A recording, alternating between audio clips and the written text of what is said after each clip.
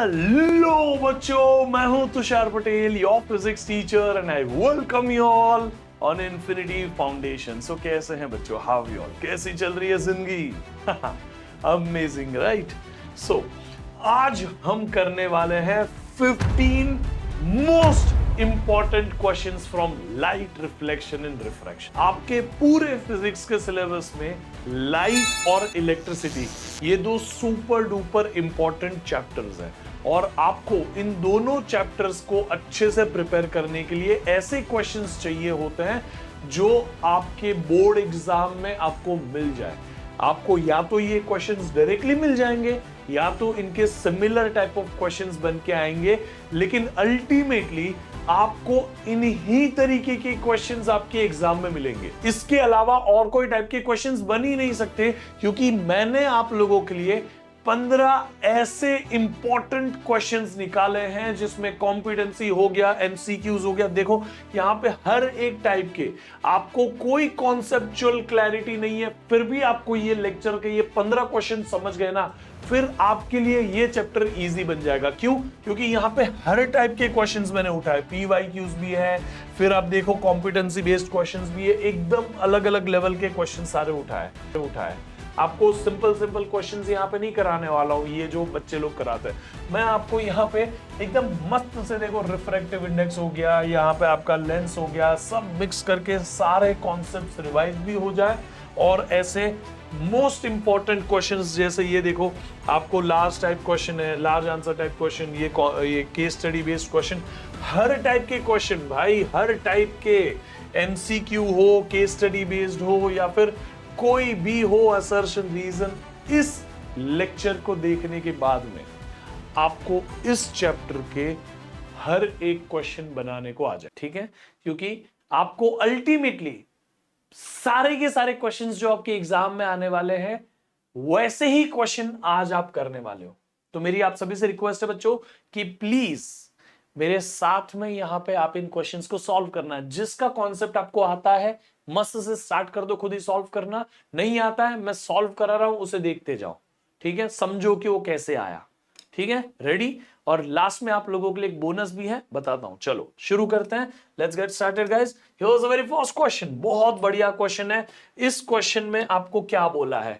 वैसे ये एमसीक्यू है, अब मैं बार बार ऐसे बच्चों जैसी बातें आपसे नहीं करूंगा। देखो ये एमसीक्यू है, इसमें आपको lens is placed at Q, lens हमें क्यू पे प्लेस्ड रखी है, ऐसा बोला है, ठीक है? Sharp image is formed on the screen, हमारे पास एक लेंस है जिसको क्यू पोजीशन पे रखी है। ये कौन सी लेंस है? यहीं से देख के समझ जाना चाहिए, कॉन्वेक्स लेंस है, ठीक है? और उसकी इमेज स्क्रीन पे बन रही है। स्क्रीन पे कैसी इमेज बनती है बेटा? बाय डिफॉल्ट वो रियल इमेज बनेगी, ठीक है? रियल तो बनेगी, वो इन्वर्टेड भी बनेगी, हाँ कि ना? रियल इमेज इन्वर्टेड होती है। The image formed is real inverted, उन्होंने खुद ही बोल दिया image formed is real inverted, and diminished भी बोला है, तो रियल इन्वर्टेड और डिमिनिश्ड भी है, ठीक है? अब आते हैं आगे। When the lens is moved to P, हमने लेंस को Q से शिफ्ट करके P पे ले लिया। Another sharp image is formed on the screen, screen पे ही इमेज बन रही है अभी भी, वो स्क्रीन पे इमेज बनना, इसका मतलब अभी भी इमेज रियल और इन्वर्टेड ही बनेगी, ठीक है? रियल इन्वर्टेड स्क्रीन पे बन रही है, इसका मतलब रियल इन्वर्टेड, इतना तो क्लियर हो गया। अब इन्वर्टेड वाले यहां पे देखो क्या पूछा है क्वेश्चन में, what is the nature of the image formed on the lens, formed when the lens is at P. Lens जब पी पे शिफ्ट हो गई तो इस ऑब्जेक्ट की इस स्क्रीन पे जो इमेज बनी उसका नेचर बताओ। देखो आपको यहां पे अपराइट हटा देना पड़ेगा, अपराइट हटा देना पड़ेगा। क्यों? क्योंकि रियल इमेज जो बनेगी स्क्रीन के ऊपर वो इन्वर्टेड तो बाय डिफॉल्ट होने वाली है, आपको पता है ना ये। तो हमारे पास अब दो ऑप्शन है, एक डिमिनिश्ड और एक मैग्नीफाइड। इसके लिए आपको समझना पड़ता है कुछ ऐसा मास्टर रे डायग्राम। ये देखो यहां पे मैंने आप लोगों को ऐसे मस्त मस्त क्वेश्चंस पे सारी चीजें कराई है वन शॉट के अंदर। वन शॉट आपने अगर नहीं देखा तो देख लीजिए, वहां पे मैंने ना ये एक मास्टर रे डायग्राम कराया। मास्टर रे डायग्राम के अंदर में आपको सारे रे डायग्राम कॉन्वेक्स लेंस के, कॉनकेव मिरर के, सब एक ही पेज पे आ जाता है। देखो मैं आपको थोड़ा बहुत ऊपर ऊपर से ब्रीफिंग देता हूं, अगर आपने लेक्चर नहीं देखा तो। अगर आपने देखा हुआ है वन शॉट तो आप मेरे बच्चों, आपको पता है ये आंसर ऑलरेडी। जैसे ऑब्जेक्ट इन्फिनिटी पे, इमेज फोकस पे, इन्फिनिटी और 2f के बीच में, इमेज f और 2f के बीच में। कलर देखो, कलर कॉम्बिनेशन मैच करो।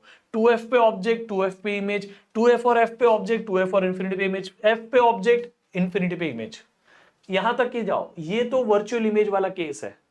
Object between F and O, image is behind before the lens, object के भी पहले। ठीक है, ये छोड़ दो ये कलर और बाकी सारे देखो ये वाले। अब जैसे ऑब्जेक्ट नजदीक जाएगा लेंस के, इमेज जाएगी दूर। इंफिनिटी पे ऑब्जेक्ट, फोकस पर इमेज, फोकस पर ऑब्जेक्ट, इंफिनिटी पर इमेज, है ना। तो जैसे ऑब्जेक्ट नजदीक जाएगा लेंस के, इमेज जाएगी दूर, और दूर जाते जाते बड़ी होती जाएगी, रियल इन्वर्टेड, और बड़ी बड़ी बड़ी बड़ी बड़ी होती जाएगी। इसका सिंपल सा मतलब है कि जब आप ऑब्जेक्ट को लेंस के नजदीक लाओ या लेंस को ऑब्जेक्ट के नजदीक लाओ, इमेज एक ही जगह पे चाहिए, तो लेंस शिफ्ट कर रहे हो ऑब्जेक्ट के तरफ।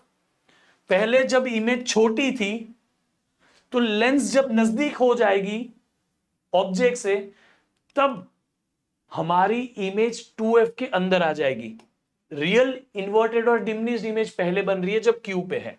रियल इन्वर्टेड डिमिनिश्ड इमेज तभी बन सकती है जब इंफिनिटी है, इंफिनिटी से 2f के बीच में ऑब्जेक्ट हो, 2f के पीछे ऑब्जेक्ट होने की वजह से इमेज जो है डिमिनिश्ड बनती है। ठीक है, अगर ऑब्जेक्ट 2f और f के बीच में आ जाए कहीं, तो इमेज जो है बड़ी बनती है। तो इसका मतलब जब रियल इन्वर्टेड और डिमिनिश्ड इमेज है, तो ये ऑब्जेक्ट जो है ना क्यू पे होने की वजह से ऑब्जेक्ट इंफिनिटी और 2f के बीच में है।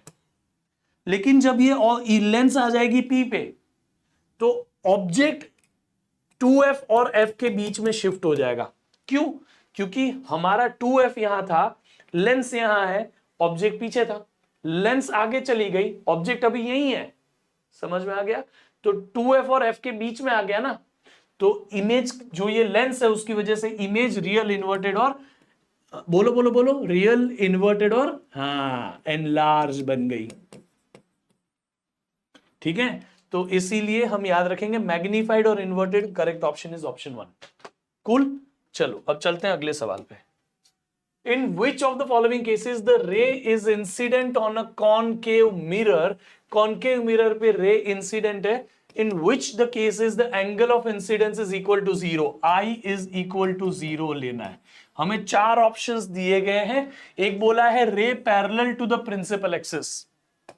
मैं आपको ना सारे के सारे स्पेशल रेज बताता हूं। पहली स्पेशल रे, ये देखना, पहली स्पेशल रे पोल पे जाएगी, डायरेक्टली जितने एंगल पे गई उतने एंगल से वापस आएगी, रेड वाली, I is equal to R. दूसरी स्पेशल रे पैरेलल जाएगी, फोकस से पास आएगी, वापस आएगी। तीसरी स्पेशल रे फोकस से पास होगी, पैरेलल वापस आएगी। चौथी स्पेशल रे सेंटर से जाएगी, उसी रास्ते से वापस आएगी। अब यहां पे कौन सी रेस की बात कर रहे हैं? Ray parallel to the principal axis. Ray parallel to the principal axis ये रही, तो सेंटर पे यहां नॉर्मल बनता है, तो ये एंगल ऑफ इंसिडेंस 0 नहीं है।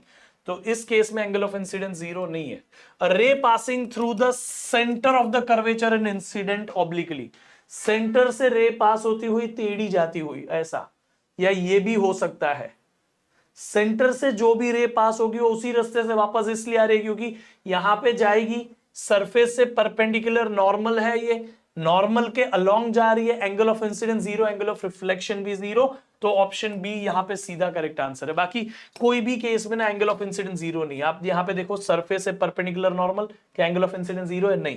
क्या यहां पे एंगल ऑफ इंसिडेंस 0 है रेड वाले में? नहीं। क्या ये जो वापस ऐसे जाएगी उसमें angle of incidence 0 by default? नहीं। सिर्फ यही केस है, सेंटर से जाएगी, सेंटर पे वापस आएगी, उसी में एंगल ऑफ इंसिडेंस 0 होता है। ये सारे स्पेशल रेस देखो एक ही डायग्राम में कर दिया। अगर आपको ये पीडीएफ चाहिए, आप टेलीग्राम से उठा लो, वन शॉट का पीडीएफ है, वन शॉट देख लो। सच कह रहा हूं, ये चैप्टर कभी वापस नहीं पढ़ना पड़ेगा। ठीक है, now let's go for the next one. Arnav was making notes and he wrote down the following statement in his understanding of the reflection from the curved surfaces.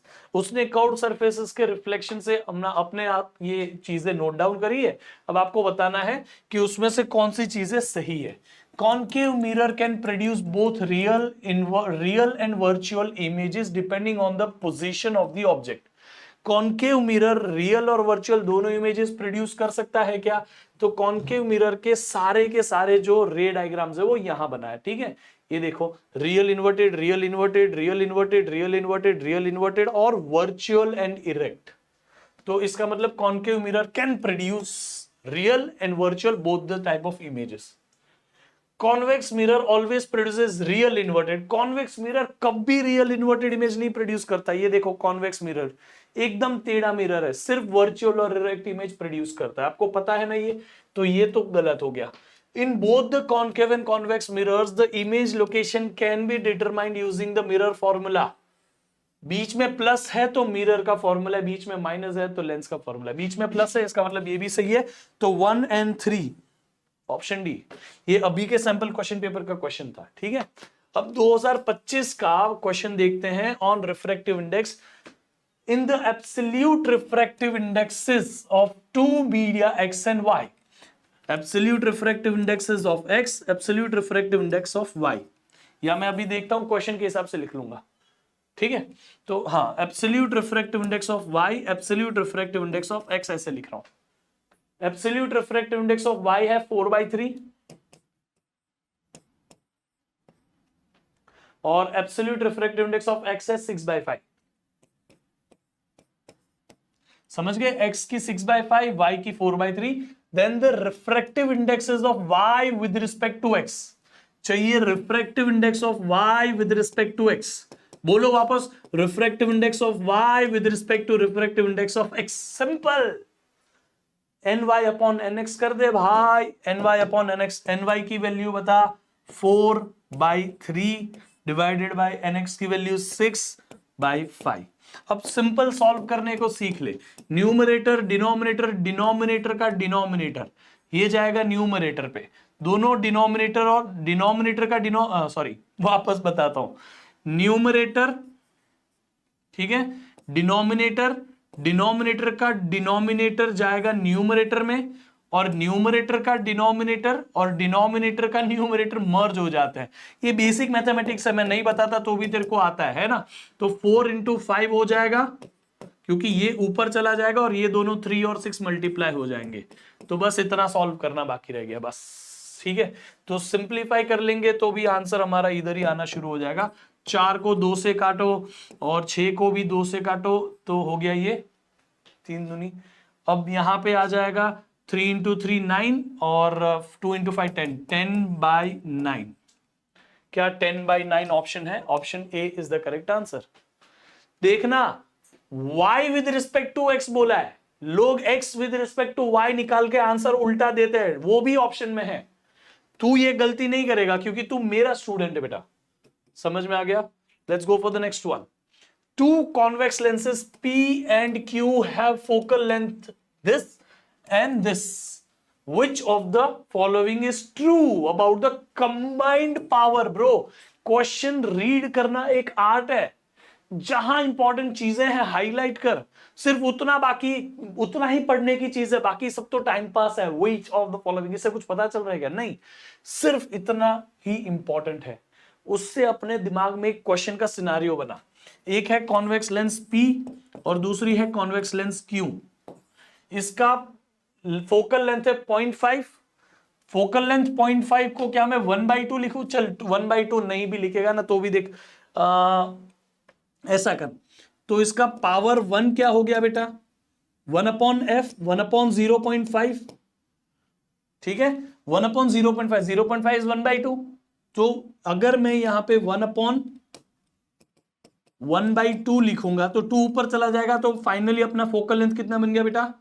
Power 1, sorry power कितना हो गया? 2 हो गया पहले का। अब Q की बात करते हैं। Q का पावर कितना है? 0.4। तो पावर 2 1/0.4। 0.4 को तू एक काम करना, 4/10 लिख। क्या लिखेगा? 4/10। 10 ऊपर जाएगा, 10/4। समझा? 10/4 सिंप्लीफाई कर, तेरा आंसर आ जाएगा 2/2.5। अब तेरा पावर 1 भी आ गया, पावर 2 भी आ गया। दोनों कौन सी लेंसेज की बात कर रहे हैं अपन? कॉन्वेक्स लेंस, इसलिए प्लस में होंगे दोनों पावर। तो तुझे कंबाइंड बोला है, कंबाइंड तो total power is equal to power 1 plus power 2, power 1 is plus 2.0, या तो 2 लिखता हूं, plus power 2 is again plus 2.5, 2.5, तो सिंपल एडिशन हो जाएगा 4.5 डायोप्टर का पावर। दोनों कॉन्वेक्स है, कॉन्वेक्स लेंस का फोकल लेंथ पॉजिटिव होता है, इसलिए उसका पावर भी पॉजिटिव होता है, और बाय डिफॉल्ट एडिशन के बाद आंसर भी तेरा पॉजिटिव ही आ रहा है, तो 4.5 के एग्जैक्टली इक्वल होगी नेट पावर। समझ में आ गया? अब आ जाओ नेक्स्ट क्वेश्चन पे गाइस। नेक्स्ट क्वेश्चन क्या कह रहा है, 5 centimetre long rod is placed vertically in front of a concave mirror. Concave mirror के सामने हमने 5 सेंटीमीटर बड़ी रॉड रख दी है, इफ इट्स, ये हाइट ऑफ एन ऑब्जेक्ट हो गई, ठीक है। If it's 5 centimetre long image, height of an image भी दे दी है, is formed eight 20 centimetre in front of the mirror, ठीक है। 5 सेंटीमीटर का ऑब्जेक्ट है, 5 सेंटीमीटर की इमेज है, जितना साइज का ऑब्जेक्ट उतनी साइज की इमेज, यानी object is at the centre, image is also at the centre. Image कहां बनी है, 20 सेंटीमीटर पे, इसका मतलब सेंटर कहां है बेटा, 20 सेंटीमीटर पे। किधर है, 20 सेंटीमीटर पे। तो फोकल लेंथ कितनी हो जाएगी, 20 सेंटीमीटर पे अगर ऑब्जेक्ट है, 20 सेंटीमीटर पे सेंटर है, तो इसका मतलब फोकस जो है वो आधे डिस्टेंस पे होगा, तो 10 सेंटीमीटर पे हो जाएगा, ठीक है, focal length of the mirror. अब फोकल लेंथ पॉजिटिव भी होती है, नेगेटिव भी होती है। क्या कॉनकेव मिरर में इस तरफ यहां ऑब्जेक्ट है, यही इमेज बनी, और ये डिस्टेंस है 20 सेंटीमीटर, तो ये रेडियस भी तो हो गया ना, बट ये रेडियस का डिस्टेंस माइनस में है, तो यहां पे फोकल लेंथ भी क्या आ जाएगी, -10 सेंटीमीटर। तो -10 centimeter, option B is simple answer. Cool. चल, concave mirror finds its application in which of the following cases, कौन सा उसका सही एप्लीकेशन है बता दीजिए। Solar furnace, rear view mirror, view full size erect image, full size erect image of the tall building, बड़ी building की image छोटे से मिरर में चाहिए तो कॉन्वेक्स मिरर यूज करना पड़ता है टू प्रोड्यूस डाइवर्जेंट बीम। ये तीनों केसेस कॉन्वेक्स के हैं, कॉन्वेक्स मिरर। अकेला बच्चा जो कॉनकेव का है, सोलर फर्नेस पूरा सन की लाइट एक जगह फोकस कर देगा, ठीक है। इस सोलर फर्नेस के ऊपर अभी सैंपल पेपर में भी एक क्वेश्चन था। Assertion reason, a convex mirror always forms an image behind and image formed is virtual. Convex mirror जो है हमेशा मिरर के पीछे इमेज बनाएगा, और इमेज जो बनेगी हमेशा वर्चुअल होगी। Assertion true. रीजन क्या बोल रहा है, according to the sign convention the focal length of the convex mirror is positive. Convex mirror का focal length positive. Convex mirror कैसा बनता है, ऐसा बनता है, उसका फोकल लेंथ इस तरफ आएगा, तो फोकल लेंथ ऑब्वियसली पॉजिटिव तो निकला, पॉजिटिव एक्स एक्सिस के तरफ है, पोल से मेजर करेंगे इस तरफ, तो फोकल लेंथ पॉजिटिव है, तो ये भी सही है। तो असर्शन भी ट्रू है, रीजन भी ट्रू है, लेकिन दोनों एक दूसरे के करेक्ट एक्सप्लेनेशन नहीं है। समझ में आ गया, ठीक है, याद रहेगा। नेक्स्ट, अब है short answer type question, 2 mark का सवाल है ये। आई थिंक सीबीएसई ने ना कॉम्पिटेंसी बेस्ड क्वेश्चन से एक पूरा पीडीएफ दिया हुआ, उसमें से मैंने लिया था। A lens made of the material with the refractive index of 1.5. refractive index कितनी है लेंस की, 1.5, is immersed in a liquid with the refractive index of 1.5. ये लिक्विड की भी रिफ्रैक्टिव इंडेक्स कितनी है, 1.5, यानी दोनों के रिफ्रैक्टिव इंडेक्स सेम है, तो लेंस और लिक्विड में कुछ अंतर अभी बचा नहीं है। इसका मतलब देखो, लाइट निकल रही है, लिक्विड ही तो है यहां पे, तो लाइट जिधर जिस मीडियम से पास हो रही है वही यहां लेंस भले बैठी है, लेकिन लेंस भी तो वही मीडियम की रिफ्रैक्टिव इंडेक्स रख रही है, तो कोई भी रे जो है उसका कुछ भी रिफ्रैक्शन या रिफ्लेक्शन कुछ नहीं होने वाला, बिना कोई अड़चन रे ऐसी पास होती जाएगी, और आपका फाइनल आंसर ऐसा बनेगा। जब हमारे पास 2 अलग अलग मीडियम है ही नहीं, भूल जाओ ना ये, क्योंकि रिफ्रैक्टिव इंडेक्स सेम है, आपने पानी के अंदर और पानी डाला, क्या दोनों में से कुछ फर्क आया क्या, नहीं, ये वैसा हो गया। पानी के अंदर बर्फ डाला, कुछ फर्क आएगा नहीं, तो इधर भी वही हो रहा है, इसलिए लाइट डिविएट नहीं करती है, लेंस से भले पास हो जाए, यहां और यहां मीडियम अलग होता तो ही लाइट रिफ्रैक्ट कर सकती, तो ही लेंस अपना काम कर पाती, अदरवाइज लेंस कोई काम की यहां है नहीं। Copy the diagram, diagram copy करो और उसमें सिर्फ इतना बना दो, बोल दो कि refractive index of lens and refractive index of the medium surrounding the lens is exactly same, so there will be no refraction of light. समझ में आ गया? इस तरह से इसका जवाब देना है। अब आ जाओ, बढ़िया सा सवाल है, देखो क्वेश्चन डिफिकल्ट नहीं है, क्वेश्चन कॉन्सेप्चुअल है, बच्चे अटक जाते हैं, ये इतना इजी क्वेश्चन आंसर नहीं कर पाते वो, क्योंकि कॉन्सेप्ट सीखने जरूरी है। फिर the image below shows the refraction of a light in 3 transparent medium, okay, rectangular blocks X Y and Z. ये है एक्स, ये है वाई, ये है Z. When they are placed in air, जब यहां ऊपर हवा है, the angle of incidence is different in each case। यहां पे I अलग अलग है। आप यहां पे डायग्राम से देख सकते हो कि इसके कंपेयर में ज्यादा आई है, इसके कंपेयर में ज्यादा आई है। एंगल ऑफ इंसिडेंस 1 से ग्रेटर है एंगल ऑफ इंसिडेंस 2 से ग्रेटर है एंगल ऑफ इंसिडेंस 3। क्वेश्चन में देख के ही पता चल रहा है। But angle of refraction is same in all the cases, R। Same angle of refraction है। Compare the speed of light in the 3 blocks, justify your answer। देख लो, अब बच्चा ना इधर पूरा ब्लैंक हो जाता है, अरे दिया क्या, ये क्या पूछ रहे हैं, ऐसा थोड़ी हमारे सिलेबस में है। तुम्हारे सिलेबस का ही है, स्नेल्स लॉ पढ़ा है, स्नेल्स लॉ। स्नेल्स लॉ क्या कहता है? रिफ्रैक्टिव इंडेक्स, स्नेल्स लॉ ना, जिस मीडियम में घुसते हो उसकी रिफ्रैक्टिव इंडेक्स बताता है पहले वाले मीडियम के कंपेयर में। तो रिफ्रैक्टिव इंडेक्स क्या है बेटा? Sine of the angle of incidence. ये भूल गए क्या बच्चे? ये रिफ्रैक्टिव इंडेक्स का ये फॉर्मूला मिस कर देते हैं, उनको लगता है C/V। अरे ये भी तो फॉर्मूला है। क्या तीनों मीडियम में R सेम है तो साइन R का वैल्यू सेम होगा। तो refractive index is directly proportional to sine of the angle of incidence. इसका मतलब साइन जो है ना वो ऐसा ट्रिग्नोमेट्रिक फंक्शन है जो एंगल बढ़ने के साथ बढ़ता ही है। इसका मतलब मैं डायरेक्टली बोल सकता हूं it is directly proportional to angle of incidence. जिसका एंगल ऑफ इंसिडेंस ज्यादा उसका रिफ्रैक्टिव इंडेक्स ज्यादा। एंगल ऑफ इंसिडेंस किसका ज्यादा है? 3 का। तो रिफ्रैक्टिव इंडेक्स भी एक्स वाई जेड में से किसका ज्यादा होगा? जेड का। तो एंगल ऑफ इंसिडेंस एक्स से ज्यादा होगा, अरे रिफ्रैक्टिव इंडेक्स ऑफ एक्स से ज्यादा होगा रिफ्रैक्टिव इंडेक्स ऑफ वाई, उससे ज्यादा होगा refractive index of Z. Clear हो गया?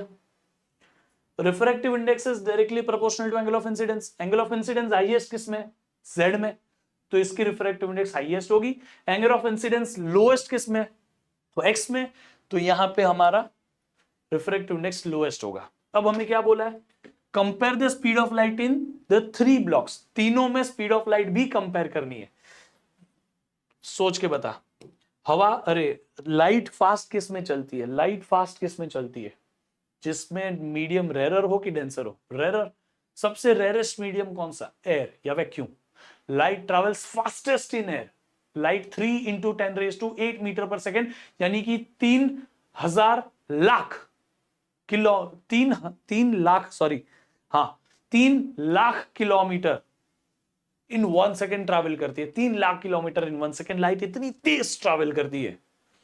तो लाइट इतनी तेज इसलिए ट्रैवल कर रही है क्योंकि air is the lightest medium, rarest medium.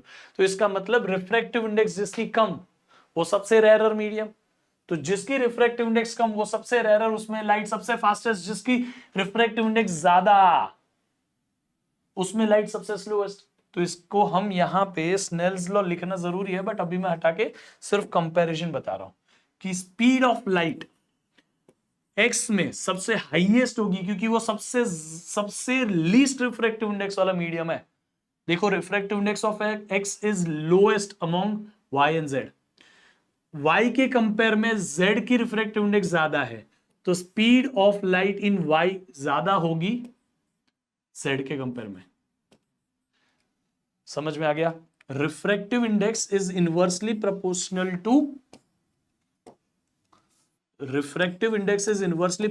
To speed of light in that medium. तो जितना एंगल ऑफ इंसिडेंस ज्यादा उतना रिफ्रैक्टिव इंडेक्स ज्यादा, उतनी स्पीड ऑफ लाइट कम। अगर आपने ये चीज लिखी है अपने पेपर में, स्नेल्स लॉ मेंशन किया है, ये 3 पॉइंटर्स लिखे हैं, आपका मार्क्स मिल गया उधर ही। टीचर इंप्रेस, टीचर तुम्हें आई लव यू लिख के पेपर वापस देगा। समझ गए कि नहीं? तो ये याद रख लेना, यहां पे सिंपल आंसर बन गया, जिसका रिफ्रैक्टिव इंडेक्स ज्यादा उसमें स्पीड सबसे लोएस्ट। रिफ्रैक्टिव इंडेक्स किसका ज्यादा? जिसका एंगल ऑफ इंसिडेंस सबसे ज्यादा। ठीक है, कोई डाउट है मुझे कमेंट बॉक्स में पूछ लेना। आपको कोई भी चीज अटक रही है, I am available there in comment box, I read every comment and I reply every comment.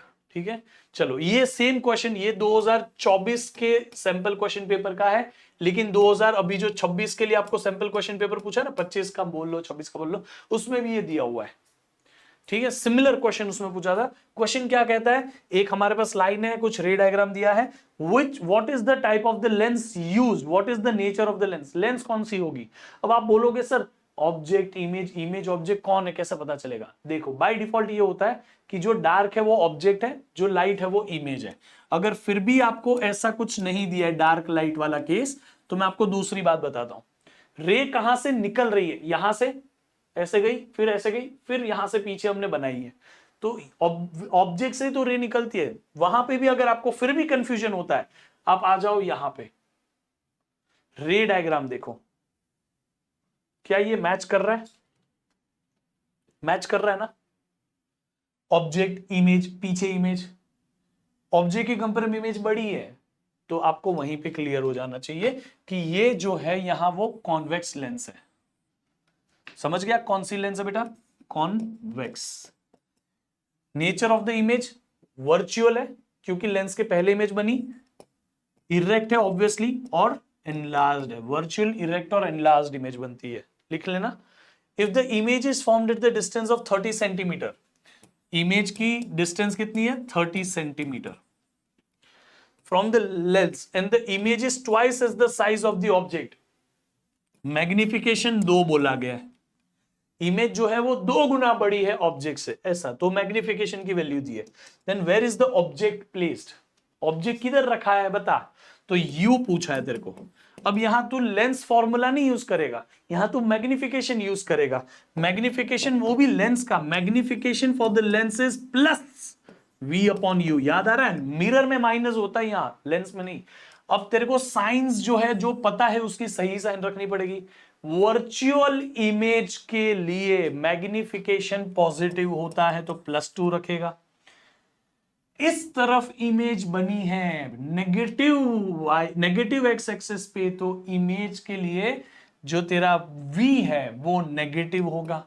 तू बोलेगा सर u भी तो नेगेटिव है, रख दूं? जो नहीं पता उसकी साइन तू नहीं रखेगा, फॉर्मूला खुद तेरे को सही साइन में आंसर लाके देगा, और तू वेरीफाई करेगा कि सही साइन आई है तो ही आंसर करेक्ट है। ठीक है, तो v नेगेटिव, u पता नहीं, magnification for virtual image is always positive. ठीक है, तो मैग्निफिकेशन 2 हो गया, v की वैल्यू हो गई -30 अपॉन u, u इधर ले ले तो -30 अपॉन 2 हो गया -15 सेंटीमीटर। तो क्या तेरा u नेगेटिव आया? u नेगेटिव होना चाहिए था, हाँ, मतलब तेरा आंसर सही है ब्रो। समझा गया बेड़ो? तो हो गया ना सी भी। Next question, guys. Doctor has prescribed a corrective lens of power 1.5D. Find the focal length of the lens. Is the prescribed lens diverging or converging? अभी सुन, पावर की वैल्यू डिपेंड करती है लेंस के नेचर पे। Power जो है, अगर तेरा +1.5D लिखा है, इसका मतलब प्लस किसके लिए होता है पता है? कॉन्वेक्स लेंस के लिए। कॉन्वेक्स लेंस कन्वर्जिंग लेंस होती है। ठीक है, कन्वर्जिंग लेंस होती है। पावर तू बोलेगा सर प्लस तो लेंस के है कि मिरर है, क्या पता? अरे पावर सिर्फ लेंस का होता है ना बेड़ू, पावर सिर्फ लेंस का होता है, तो कन्वर्जिंग लेंस है, प्लस यानी कन्वर्जिंग लेंस, क्योंकि कन्वर्जिंग लेंस कॉन्वेक्स लेंस इस तरफ फोकस देती है, फोकस पॉजिटिव, पावर पॉजिटिव, इसीलिए। ठीक है, तो ये हो गई focal length of the lens पूछी है, prescribed lens is converging. Second का आंसर मिल गया। फोकल लेंथ पूछी है, फोकल लेंथ निकालनी है तो 1 अपॉन पावर करना पड़ेगा ना। पावर की वैल्यू 1.5, 1.5 को 3/2 लिख, तो 2/3 हो गई ना। 1.5 यानी क्या? 3 का आधा 3/2 पावर के लिए लिखते हैं, क्योंकि पावर पॉजिटिव है तो फोकल लेंथ भी पॉजिटिव आ गई, प्लस 2/3 सेंटीमीटर। अब चाहिए तो इसको सॉल्व कर लेना, 2/3 क्या होता है पता है तेरे को यार, ठीक है। तो 0.6 समथिंग 6.6 सेंटीमीटर समथिंग आएगा, देख लेना तू जो भी आंसर, ठीक है। 6.6 नहीं आएगा, 0.66 समथिंग आएगा, ठीक है। 2/3 तो तेरे को फ्रैक्शन से वो निकालना है, वैसे तो वहां छोड़ सकता है आंसर, टेंशन नहीं है।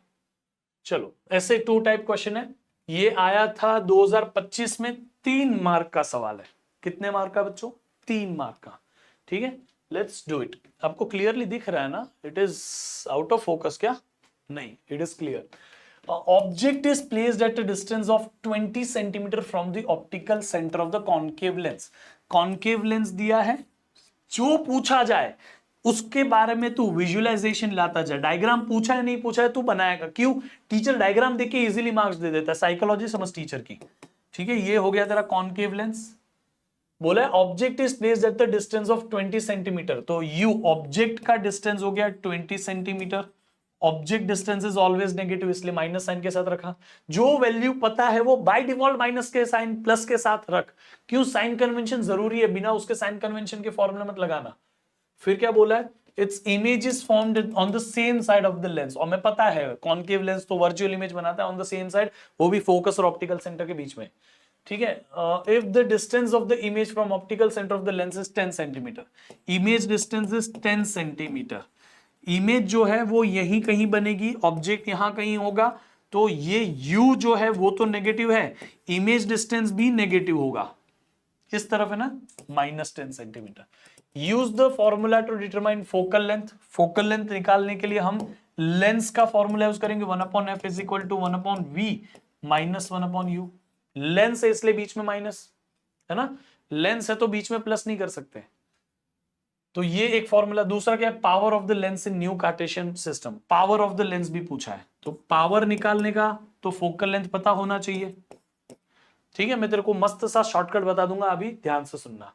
चल वैल्यू सब्स्टिट्यूट कर पहले, 1/v, v कितना है? v है -10, u कितना है? -20, तो माइनस और -20 बराबर ना, -20। अब तू यहां -10 लिख, माइनस और माइनस +20, ठीक है। अब सिंप्लीफाई करने पे फोकस कर, नहीं आता कैलकुलेशन इजी करने बताता हूं। यहां 20 है, यहां पे भी 20 बना, तो multiply by 2 divide by 2, multiply by 2 in numerator, multiply by 2 in denominator. नीचे 10 का 20 हो गया और ऊपर 2 आ गया। अब देख डिनोमिनेटर सेम हो गया, तो नीचे हो गया 20, कॉमन डिनोमिनेटर, -2 + 1 हो गया। -2 + 1 तेरे को बोलता है कि -2 + 1 होता है -1 अपॉन ये 20 का 20, -1/20, और ये है तेरा 1/f। जैसे ही 1/f आ गया ब्रो, यही तो तेरा पावर है। फोकल लेंथ का 1 ही पावर होता है, तो सीधा सीधा तूने लिख लिया -1/20, ठीक है, -1/20। कूल। अब तेरे को चाहिए क्या? तेरे को चाहिए एक सेकेंड, अब तेरे को चाहिए फोकल लेंथ, तो यहां से फोकल लेंथ निकाल। फोकल लेंथ निकालने के लिए 1/f इज इक्वल टू -1/20 है, ये समझना है। तो फोकल लेंथ कितनी हो गई बेटा? -20। कंपेयर करना है सिर्फ तेरे को, देख फोकल लेंथ 20, 1, तो फोकल लेंथ इज -20, सीधा सीधा कंपैरिजन के साथ आ गया। सब सेंटीमीटर में वैल्यूज रखी थी, इसलिए फोकल लेंथ भी सेंटीमीटर में आई। अब 1/20 का आंसर जो भी आएगा, क्योंकि फोकल लेंथ खुद नेगेटिव है, क्योंकि यहां होती है ना फोकस, इसकी यहां कहीं फोकस होगी, फोकस कैपिटल F से लिखा जाता है, तो फोकस नेगेटिव तो पावर भी नेगेटिव ना, तो -1/20 सिंप्लीफाई कर आंसर आ गया। समझा? कूल। तो फ्रैक्शन निकाल सकता है इसका, कोई इसमें बड़ी बात नहीं है, 1/20 को एज अ फ्रैक्शन लिख ले। Next question case study based question है, केस स्टडी बेस्ड क्वेश्चन है। चलिए केस स्टडी बेस्ड क्वेश्चन क्या कहता है? The image below shows the student demonstrating that the sun rays concentrated using the sharp mirror can burn the paper. ये 2 बार ऐसा question CBSE पूछ चुका है पिछले 3-4 साल के अंदर, तो तुम्हें इस टाइप का क्वेश्चन आना चाहिए, इसलिए मैंने इसको केस स्टडी बेस्ड में लिया कि हर तरीके के इसके सवाल आपको समझ जाए। ठीक है, चलो तो क्या बोला है, केस स्टडी बेस्ड का रूल बताता हूं। सबसे पहले कोई भी आपको केस स्टडी बेस्ड क्वेश्चन हो उसको सबसे पहले अटेम्प्ट करना है, क्योंकि कम समय में तेरे 4 मार्क्स के क्वेश्चन हो जाएंगे। नेक्स्ट, केस स्टडी बेस्ड में कभी केस स्टडी पढ़नी नहीं है, क्वेश्चन सॉल्व करने पे जाओ, अटकोगे वहां केस देख लेना, बस खत्म। What is the term used for the distance between mirror and the paper? Mirror और पेपर के बीच में जो भी डिस्टेंस है उस डिस्टेंस को किस पॉइंट, किस चीज से लिखा जाता है? फोकस पे ऑब्जेक्ट है, सॉरी फोकस पे यहां पे हम सन रेज इकट्ठा कर रहे हैं तो फोकल लेंथ लिखा जाएगा। What kind of image would be formed on the paper? Image paper के ऊपर बन रही है, सन की इमेज बन रही है, real, inverted and point sized, है ना। कोई भी जो मिरर है वो फोकस पे इमेज बनाएगा, concave mirror, real, inverted, point size. Real and diminished, हाँ, रियल एनलार्ज नहीं, वर्चुअल एनलार्ज नहीं, वर्चुअल डिमिनिश्ड नहीं। Option 1 is the correct answer. समझा? रियल और डिमिनिश्ड, इन्वर्टेड भी होती है बट ठीक है। फिर क्या बोला है? Student wants to depict the above experiment as the ray diagram. इनमें से कौन सा रे डायग्राम इस चीज को, रियलिटी को पेपर पे बता रहा है? समझना ध्यान से। सन से रेज आएगी, फोकस पे इमेज बनेगी, सारी की सारी रेज आ रही है, फोकस पे इमेज बना रही है, तो ऑप्शन 2 सिंपल है। Next, now let's go for this, उसी के पार्ट की क्वेश्चन है। If the student wishes to point the mirror to another object as to obtain the virtual enlarged image, where should be the position of object with respect to mirror? Virtual और enlarged image के लिए focus और pole के बीच में object होना चाहिए। याद आया वीडियो? याद आया तेरे को? मैंने यहां पे मास्टर रे डायग्राम भी बना के दिया है, तू सीधा सीधा ये मास्टर रे डायग्राम को यूज कर सकता है। देख, जैसे कॉन्वेक्स लेंस का था, कॉनकेव मिरर का भी बनाया। अगर तुरे इन्फिनिटी पे ऑब्जेक्ट है, फोकस पे इमेज है, फोकस और पोल के बीच में ऑब्जेक्ट है, उसकी इमेज बिहाइंड द मिरर है, वर्चुअल, इरेक्ट, एनलार्ज्ड, खत्म। तो फोकस और पोल के बीच में, between pole and the focus, option 3। समझ गया हाँ कि ना? Which of the following is not common use for the type of the spherical mirror used? यहां पे कॉनकेव मिरर यूज किया है, तो तू उसको कहां यूज नहीं कर सकता? देख, हेडलाइट में यूज कर सकता है, सोलर कुकर में भी कर सकता है, क्योंकि हेडलाइट और सोलर कुकर दोनों में फोकस पे हमारा काम आता है। हेडलाइट यहाँ पे फोकस पे रख दो, पैरेलल बीम बन के मिल जाएगी। सोलर कुकर पैरेलल बीम को फोकस पे लाके देगा। रेयर व्यू मिरर में कॉन्वेक्स मिरर होता है, ठीक है। शेविंग मिरर जो है ना, उसको शेविंग मिरर क्यों यूज करते हो? नजदीक कोई चीज रखी आपको बड़ी दिख जाए, आपकी जो शेविंग करने के लिए, प्रिसीजन लाने के लिए चाहिए दाढ़ी, तो आपको कॉनकेव मिरर को फोकस और पोल के बीच में लाना पड़ेगा अपने आप को, ताकि आपको बड़ी इमेज दिखे शेविंग मिरर में। तो इसीलिए शेविंग मिरर में भी कॉनकेव मिरर यूज होता है। तो ऑप्शन 3 इज द ऑप्शन जहां पे नहीं यूज हो रहा है कॉनकेव। हाँ, बढ़िया सवाल। Let's go for this question guys. An object is placed at the distance of 30 centimetre. Question read करने का 2024 का क्वेश्चन है, मस्त है। Object is placed at the distance of 30 centimetre. Object का डिस्टेंस कितना है? 30 सेंटीमीटर। सीधा सीधा डेटा लिख। From the optical centre of the concave lens, concave lens हो गया, ठीक है, यहां पे भी कॉनकेव लेंस बोल दिया है। Of the focal length 15 centimetre. Focal length कितनी दी है बेटा? 15 centimetre. Use the lens formula to determine the distance of the image. Image distance v चाहिए फ्रॉम द ऑप्टिकल सेंटर। सीधा इमेज डिस्टेंस निकालना है। देख मेरी बात सुन, अगर एमसीक्यू होता तो फोकल लेंथ 15 है, इमेज हमेशा 15 के अंदर रहेगी, क्योंकि कॉनकेव मिरर में image is always between focus and optical centre, हमेशा यहीं पे इमेज होती है। तो 15 से छोटा जो आंसर होता हो तो मार्क कर देता। दिमाग में रखना, ऐसे एमसीक्यू पूछ सकते हैं। मैं अभी तुम्हें टाइप ऑफ क्वेश्चन करा रहा हूं, इसके ऊपर घुमा फिरा के कुछ भी पूछ सकता है, लेकिन बनेगा अल्टीमेटली यहीं से सब कुछ, ठीक है। अब आजा, तेरे को क्या निकालना है? Image distance. u दिया है, f दिया है, v। ये तीन के कॉम्बिनेशन में लगता है मिरर फॉर्मूला या लेंस फॉर्मूला। अब हमारे पास है लेंस, तो लेंस फॉर्मूला लगाना पड़ेगा। 1/f is equal to 1/v minus 1/u। Lens में माइनस होता है, मिरर में प्लस होता है, प्लीज अपने दिमाग में घुसा देना। अब तेरे को साइन, जो चीज पता है उसकी सही साइन रखनी पड़ती है। कॉनकेव मिरर है, कैसा है? Concave mirror. कॉनकेव मिरर में फोकल लेंथ नेगेटिव, यू तो ऑलवेज नेगेटिव, वी पता नहीं है इसलिए उसकी साइन अपन रखेंगे नहीं, क्योंकि हमें यहां पे दिखता है कि v नेगेटिव ही आएगा, तो v नेगेटिव आएगा तो ही हमारा आंसर करेक्ट माना जाएगा। पहले तो वो हमारा चेक पॉइंट है, ठीक है। तो 1/f, अच्छा तेरे को चाहिए क्या? v को इधर ही रख, u को इधर ले ले। 1/f इज इक्वल, यहां पे माइनस का प्लस हो जाएगा और 1/u इधर आ जाएगा। अब ये हो गया 1/v। फॉर्मूले सिंप्लीफिकेशन पे काम कर। सबसे पहले फॉर्मूला में जो पता है वो एक साइड, जो नहीं पता वो एक साइड, ठीक है। अब 1/f f की वैल्यू -15 प्लस का प्लस 1/u, u की value -30 is equal to 1/v। Is equal to 1/v जो लिखा है वो मैं यहां लिख लेता हूं ना, ठीक है। अब आ जा, सिंप्लीफाई करेंगे। तेरे को पहले तो ना माइनस प्लस को सॉल्व कर ले। -1/15 प्लस के जगह इधर माइनस गया, -1/30। कैलकुलेशन आसान बनाने के लिए तो ये मत कर, मेरी बात सुन। 15 और 30 आपस में संबंधित है। अगर तू multiply by 2 in numerator, multiply by 2 in denominator करेगा तो नीचे 15 का 30 हो जाएगा, ऊपर 2 आ जाएगा। अब डिनोमिनेटर सेम हो गया, ठीक है। तो डिनोमिनेटर सेम लिख ले, 30 -2 -1। -2 -1 क्या होता है बेटा? -3 अपॉन 30। 3 और 30 जाएगा, 1/10 कर देगा, माइनस तो रहेगा ना। तो v की वैल्यू कंपेयर कर, 1 का 1, v की वैल्यू हो गई -10। तो v is equal to -10। v negative आया, इसी का मतलब हो गया कि हमारा आंसर सही है। फिर भी तेरे को एक और वेरिफिकेशन, सेकंड चेक पॉइंट चाहिए। 15 के अंदर ही तो आना चाहिए ना आंसर हमारा, क्योंकि 15 पे फोकस है।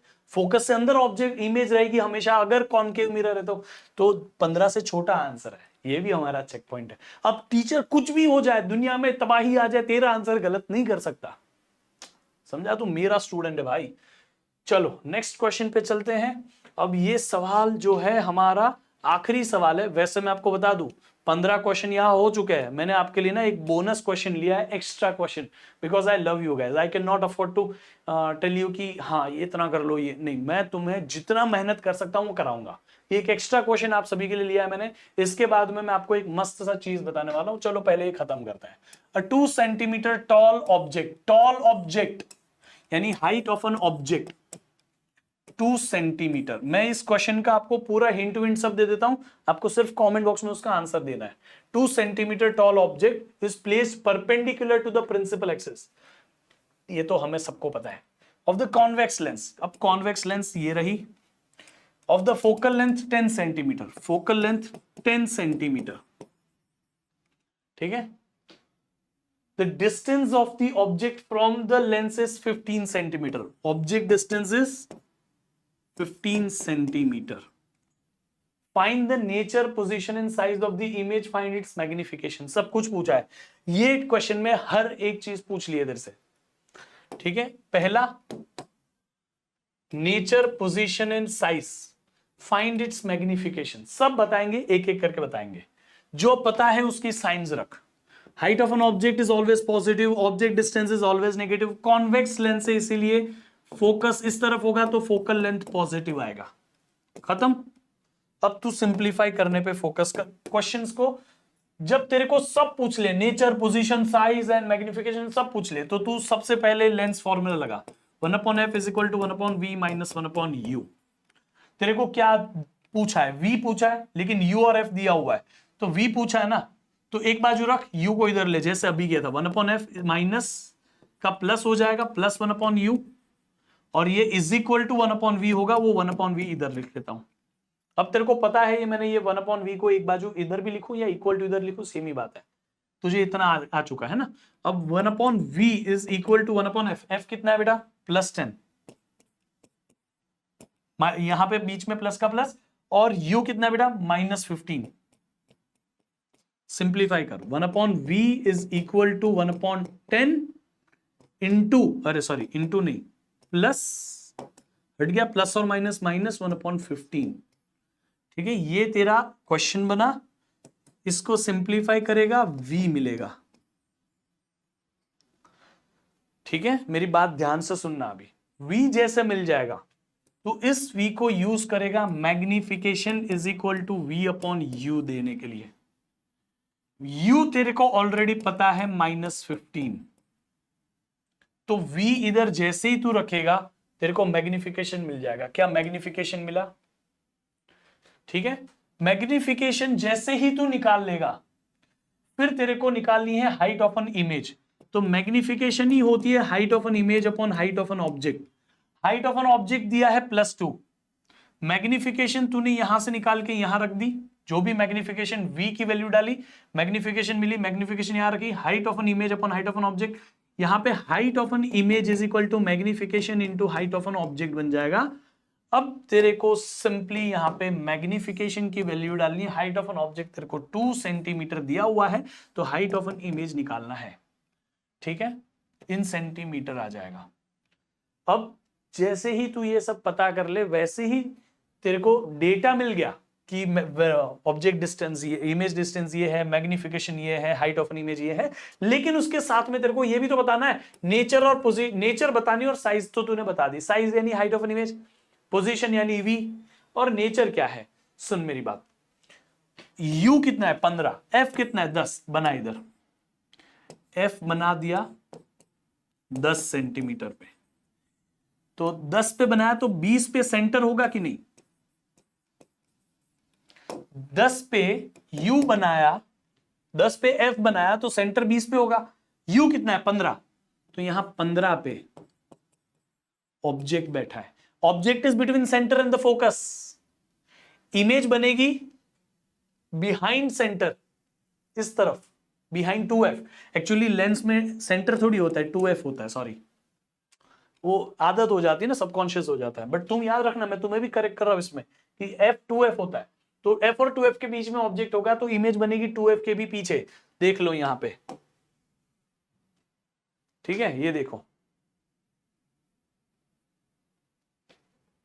अगर ऑब्जेक्ट f और 2f के बीच में है तो इमेज बनेगी 2f और इंफिनिटी के बीच में, ग्रीन कलर। समझ में आ गया? अब इस तरीके से इमेज हमारी 2f के पीछे बनने वाली है। वो इमेज कैसी होती है? रियल, इन्वर्टेड और एनलार्ज्ड।